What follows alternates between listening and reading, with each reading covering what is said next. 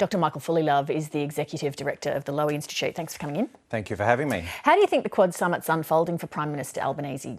Well, I'd like to say he's hit the ground running, except he spent most of the time since he was sworn in the air. It's been a pretty amazing start, actually, to be sworn in as Prime Minister one day and meeting three of the most consequential leaders in the world the next day. It shows the world is rushing towards us, power and competition and wealth. Mr Albanese's gone out to meet it. I think he's handled himself with confidence. He looks relaxed in his skin. You've seen the beginnings, maybe, of a nice personal relationship with President Biden.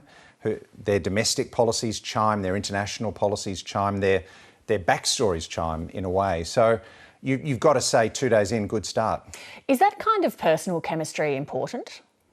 It is important, and it's accelerating so quickly. Back in the day, I remember it would take months and months before an Australian Prime Minister got to meet with a President of the United States. Now to have to do it on day two is quite remarkable, but it's a big opportunity for Albanese too, to get it out of his system and to make an impression, to form some relations at the summit. One of Anthony Albanese's predecessors as Prime Minister, Paul Keating, once said that Australia must seek security in Asia, not from Asia. Do you think that that's still Labor's mindset in foreign policy?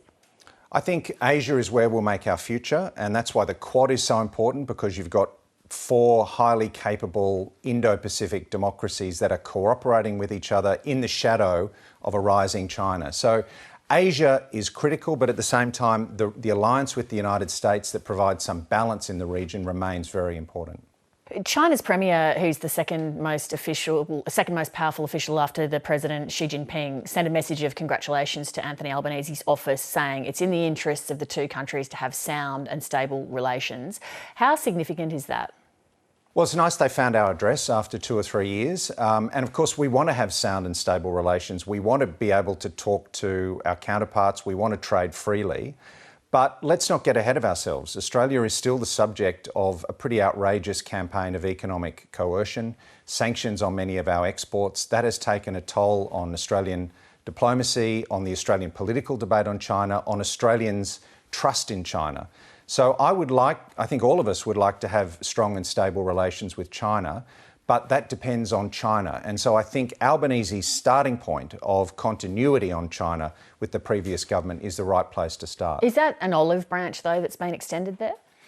Well, it's a very small olive branch. I mean, you can just see the olives, I guess. I would like to see them start to remove those tariffs that were applied really without justification. China's foreign minister is set to visit 5 Pacific islands this week, including the Solomons. What's the task ahead for Australia there? I think the task is for us to do better in the Pacific than we have done in the Solomons in the last couple of years. I mean, we have a long history of friendship with and support for the Pacific, but China is probing for vulnerabilities around the Pacific.